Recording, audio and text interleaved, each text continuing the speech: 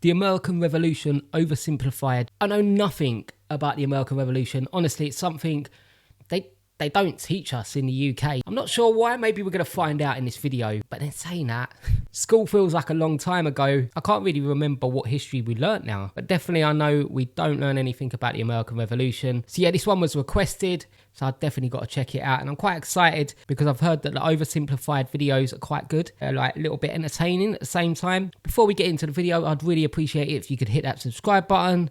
But other than that, yeah, let's just jump straight into the video. Holy smokes. Christopher Columbus, that is no way to address the King and Queen of Spain. What is wrong with you? Okay, so you know how we're looking for a new trade route to India, right? Right. And the Earth is round, Okay. right? So I'm thinking we can just sail the other way around the planet, right? Yeah. So I set sail, right? And I reach India, right? Right. Wrong. I did not reach India. I did not. So I'm guessing this is when people believed the Earth was round. So it's past the point where people think it's flat. I can only assume that's a time when people was doing a lot more exploring of what was on the Earth. All right, get to the point. Did you know there's a whole nother freaking continent out there? Okay, and do you think I should care about this? Why? Oh, I'm sorry. Did I forget to mention there's gold everywhere? Gold?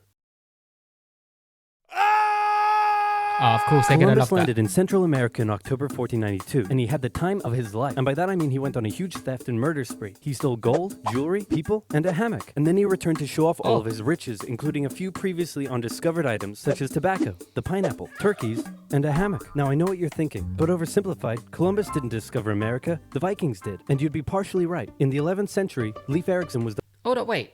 The Vikings? I didn't know the Vikings found America. I'll be honest, like I said, I don't know too much history about it. But I didn't think it was the Vikings that found America. first European to land in America. But hey, if you love Vikings so much, then why don't you check out today's sponsor? Now, where was I? Oh yeah, Columbus, time of his life, hammock. And suddenly the race was on to explore and conquer the New World. After a couple centuries of warring with the natives and each other, the European powers had claimed quite a lot of land. So I'm guessing now everyone's checking it out. Everyone's like, what is this new place that we found? But at this point, you have Native Americans here, right? It isn't just an empty area of land, is it? Including this area, which both the English and the French claimed as theirs. One day the French said, I'm gonna build some forts along here. And the English were like, could you not? And the French said, sorry, but no, I could not. And they went ahead and built their forts, which pissed off the English. So they sent an up-and-coming British lieutenant colonel by the name of George Washington with a combined force of British troops and Native Americans. After a short battle, the French commander said, all right, we surrender. Okay, boys, pack it up. There's surrender. Oh, sorry, was I not meant to split his head open with a tomahawk? Don't worry. It's not like this will start a 7-year-long major global conflict. And what happened next was a 7-year-long major global conflict, which Great Britain won. At the peace negotiations, Spain gave up Florida, while France gave up all of its territories in North America. But Britain's victory came at a cost, a £60 million cost. They were now broke, in a lot of debt, and had to come up with some way to repay it. So they went...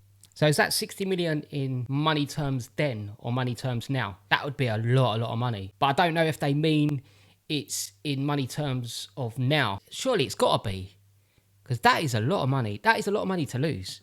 Went to the colonies and said, okay, listen up. So a huge part of the war was spent protecting you from the French, and now we have no money because of it. Yeah. So...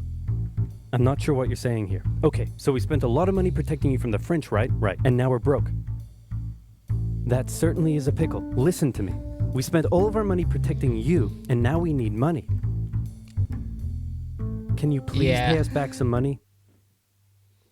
No. I was waiting for that. Okay, we're just going to go ahead and tax you. In 1764, Britain introduced the Sugar Act, forcing the colonists to import sugar. Don't know if I've said it in videos before, but one thing I hate in life is taxes. And molasses exclusively from the British and to pay duties on them. Then a year later, they introduced the extremely controversial Stamp Act, and it worked a little something like this. Hello, shopkeep. Hello, Mr. Bungleberry. Here's the deed for your new shack. Stamp. That'll be 3 pence, please. Oh. Wait, what was that? It's the new tax. I get a stamp on any paper or documentation I make, and you have to pay for it. Would you like to see this pamphlet that explains everything? Yes, please. Okay. Stamp. 2 pence, please. This is awful. You know what? Just give me a deck of cards so I can go gamble my pain away. Okay. Nah, he's gonna stamp it. No. Don't do it. Stamp. Obviously, the colonists were like, hey, my dudes, this new tax legislation right here, this is BS. Until now, they had enjoyed relative freedom to rule themselves, and now suddenly Britain was asserting its control. They were especially unhappy because they didn't have any representatives in the parliament that was levying taxes on them. So they protested. Orators gave fiery... So they had no control, really, over like new laws or anything. Yeah, I can understand why you would want to go to war. I can understand why you'd want a revolution if you haven't even got control over the laws or the taxes coming in, or yeah. Okay, that's making this make a little bit more sense to me. Speeches. British goods were boycotted, and anyone loyal to the British found themselves increasingly harassed. The whole thing actually began to take quite a toll on British business, and after just a couple years, the British were forced to repeal the Stamp Act. But we still desperately need money. What should we do? We could try taxing the colonies. Great idea. Wait, didn't we literally just try that and it failed miserably? Man, look at me. I look fabulous. Have you ever seen such a handsome boy? No siree, Georgie. No way. You're the handsomest, smartest, most popular king that Does he ever actually lived, like this? and everybody likes you. You're doing such a good job. Your Majesty? Oh. Honestly, this is making me feel embarrassed to have a king like that. Well, I don't know. Maybe they're making it look more dramatic for this program, but I don't know. Was he like that? Oh, you're still here. Get the hell out. So in 1766, the British made a declaration saying, we can do what we want because we're in charge and you can all go suck it. Then they levied a whole bunch of new taxes on the Americans via import duties. Glass? There's a tax for that. Oh, Lead? wow. There's a tax for that. Paper? Tea? Oil? There's a tax for that. And once again, the Americans boycotted British goods, British business felt the pinch, and the British had to back down. All right, this is ridiculous. They're my colonies, and I have to be able to assert my control. Repeal all the new taxes except for the one on tea. Also send 1,000 troops to Boston to take control. Oh, and make the colonists pay for them. And as British troops arrived, the tension in Boston was palpable. You could cut it with a knife, and it was all about to come to a head. On March 5th, a band of local patriots began heckling a British guard at the customs house. More and more Americans joined in the heckling, while more British troops turned up in support of their comrade. Snowballs were thrown at the British. The snowballs turned to rocks, the rocks to oyster shells. The soldiers, outnumbered, panicked. One thing leads to another, and you can see where this is going. Okay.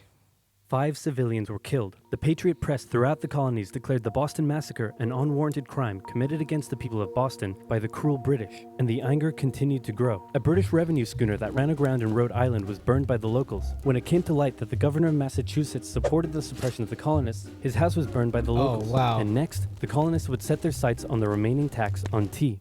On December 16th, 1770... Hold on. I'm not a tea drinker. I know this probably sounds crazy. I'm from the UK. Tea's not really... it's all right. But I couldn't honestly tell you the last time I had tea. Maybe in this time, could you not just boycott tea? If that's the only thing they're taxing on, and you boycott the tea, you don't pay tax? Let me know in the comments if the only thing that you was paying tax on was the tea, or if I've got that wrong. 73. A band of patriots known as the Sons of Liberty disguised themselves as Native Americans, marched down to Boston Harbor, boarded a British merchant ship loaded with tea, and in front of thousands of spectators, threw nearly 10,000 pounds of tea overboard.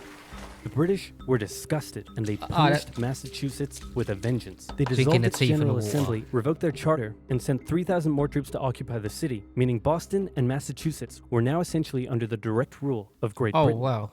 And oh boy, were the people pissed. The other colonies saw what was happening and worried they might be next. So they called a brain trust to decide what to do.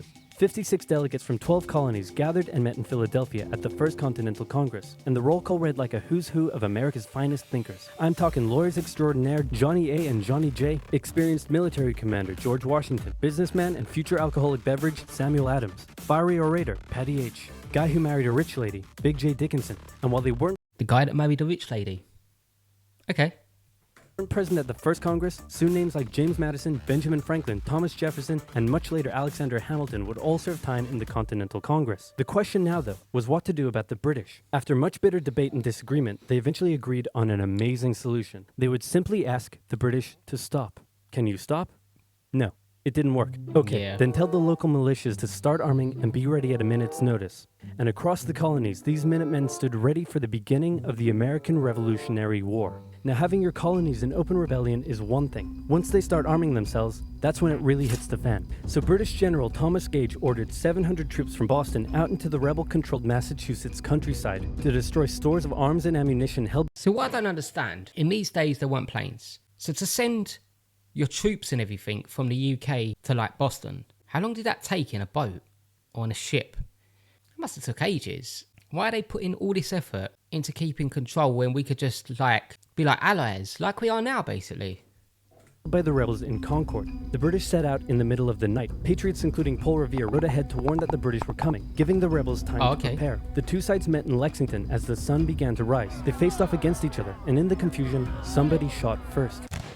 The shot heard around the world marked the beginning of the American War of Independence. Oh, is that The what rebels started were it? outnumbered and had to fall back to Concord as the British split up to search for rebel supplies. However, more and more Patriot rebels kept showing up, and this time it was the British who were outnumbered as more fighting kicked off in Concord. The most professional army in the world was forced to flee back to Boston at the hands of local, poorly trained militiamen. And all along the British route back to Boston, Patriot rebels continued to gather and open fire on the retreating British. When the British reached Boston, the rebel militias surrounded them. Boston and the British were now under siege as small land and naval skirmishes continued around the city.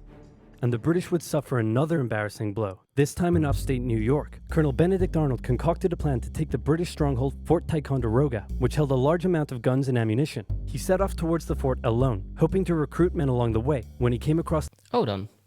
Did they just say he set off alone? Like hoping to find an army on the way? Is that he really done that? Like he just got up on his own and was like, hopefully I'll find some people on the way and we can have a battle. That's quite crazy. The Green Mountain Boys, led by Ethan Allen, who as it turned out, had the exact same plan he did. So they decided to work together. But I'm in charge. No, I'm in charge. No, I'm in charge. No, I'm in charge. No, I'm in charge. No, I'm in charge. No, I'm in charge. This went on for some time, until the Green Mountain Boys threatened to go home, and Arnold had to concede. The group raided the fort at night while the Redcoats were asleep, and they caught them completely by surprise, taking the fort and all of its munitions with almost no resistance. Wow, great job, No Ethan. way. Very impressive. By the way, what happened to that other guy we sent to take the fort? Who? Benedict Arnold. Never heard of him. Ouch. What the fuck? Nobody knew what was going on. The colonies were in open rebellion, and for now, they even seemed to be winning. So King they're George winning. fired General Gage, replaced him with General William Howe, and ordered the rebellion to be put down immediately. Okay, the British are definitely going to retaliate for all of this, so we should probably put together a proper army. First, we need to pick a commander-in-chief, and I think we could... Hold on. There was no proper army by this point. So far it's just been people kind of getting together and going against the British. That makes it, that's crazy. You can all agree that that job should go to the man, the myth, the legend, George Washington. My friends, I am humbled and honored that you would consider me for such an important role. I did not expect for this. All right, you've been showing up in a military uniform every day for the last 10 months. We all know you wanted this, so cut the crap, George. Dude. Uncool. So Washington began his journey up to Boston to take command of the newly established Continental Army, just as the British made their first major attempt to break the siege. They made plans to take the high ground on Bunker Hill. So I noticed the flags changed a few times. So at first it was like the Union Jack and it was like a red background. Now it's got like the stripes. So it looks a little bit like the American flag now. How many flags had there been for America? I don't actually know that part. I'm thinking of the flag now. I've never seen this flag before. I wasn't too sure was that the American flag or not, because it just had a red background and then the Union Jack in the corner. But is this now the building of what the USA flag looks like? But spies warned the Continentals of the British plans, so they fortified Bunker Hill and set up defensive positions on nearby Breed's Hill. The day of the battle came, and as the British advanced, a barrage of Continental gunfire was opened up on them. Twice they tried to climb the hill, twice they were pushed back. The battle lasted 3 hours until the Continentals finally ran out of ammunition and had to retreat, allowing the British to take the hill. While technically a British victory, they suffered nearly 1,000 casualties to the Continentals' 400. The colonists showed... I'm sorry, but that is a loss. That is a loss. You lost 1,000 people, you lost 400, and the only reason you won is because they ran out of ammunition. Yeah, it's a loss. It's a loss. The British that this wasn't just a rebellion, it was war, and they were ready for it. But... one thing they weren't sure about was why they were fighting. While some radicals were starting to throw around the I word, most hoped to eventually repair their relationship with Great Britain. So they sent a letter to King George saying, "Hey man, looks like things aren't going your way. Remove the taxes and let's be friends." I'm gonna kick your ass. Send that to the colonies. Your Majesty, your handwriting is terrible. Are you sure? Just do it. What does it say? He's gonna lick my... Gross. So for the remainder of the year, small engagement... Did they actually read it like that? Was his handwriting that bad that it looked like he said that? continued to occur around the colonies. The British burned down the towns of Falmouth, Massachusetts and Norfolk, Virginia as revenge for earlier anti-British incidents. These actions played right into the hands of Patriot propaganda. Overseas, the British were seen as brutes, and the French and Spanish would soon begin sending supplies to the rebel cause. During this time, there was also minor fighting going on between Patriot and Loyalist militias in the southern colonies. Benedict Arnold... So it's kind of turning into like a little mini world war. It's all these countries are starting to get involved. Was still on a mission to win some personal glory for himself, so he headed up an attempt to invade Canada in a two-pronged attack. The Continentals managed to capture some British forts and the city of Montreal, but a harsh snowstorm with some smallpox on the side saw them defeated and pushed back at Quebec City, and they were forced to retreat all the way to Fort Ticonderoga. Speaking of which, remember all those guns and ammunition? Well, this guy's got a plan for what to do with them. He uses oxen to drag 120,000 pounds of artillery for 2 months through the harsh winter, 300 miles all the way to Washington and his Continental Army surrounding Boston. Boom.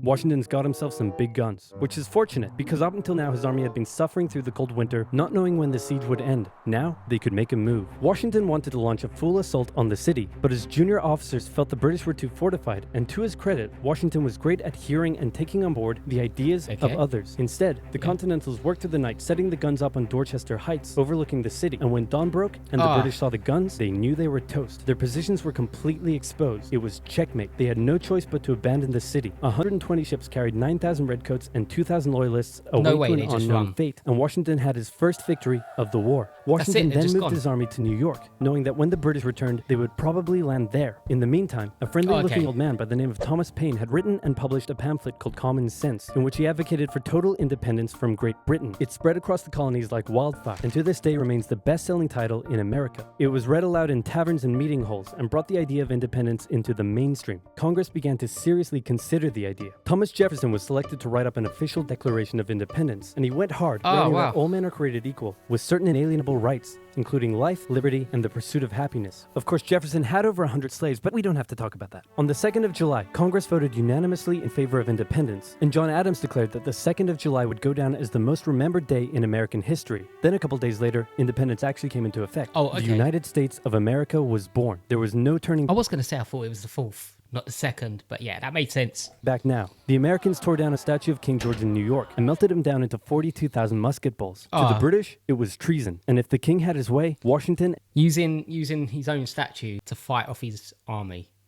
Yeah, that's funny. And all of Congress would be hung. Speaking of the British, guess who's back?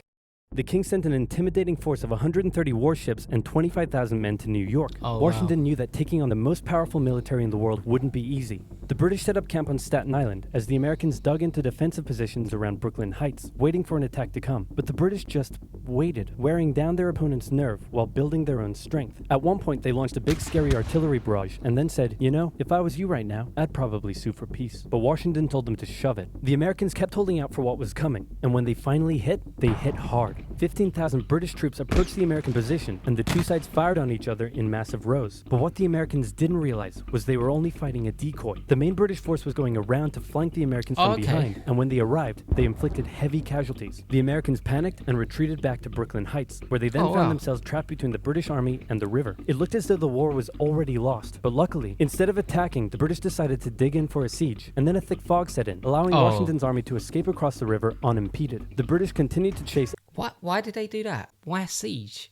I don't understand that one. And engaged the Americans up Manhattan, and the Americans suffered defeat after defeat after defeat. It was a disaster. Washington's leadership was called into question, as thousands of American POWs were left to rot as traitors. Washington's army fled through New Jersey all the way down to Pennsylvania. Rarely had an army been so badly beaten, yet survived to fight another day. Wow, that was so like backwards and forwards. Like 1 minute one side's winning, next minute the other side's winning. Wow, we're definitely going to jump into part 2. I'm going to do that now. The video for part 2 will be up the day after this one, so make sure you check that out. But yeah, I'll see you on the reaction for part 2.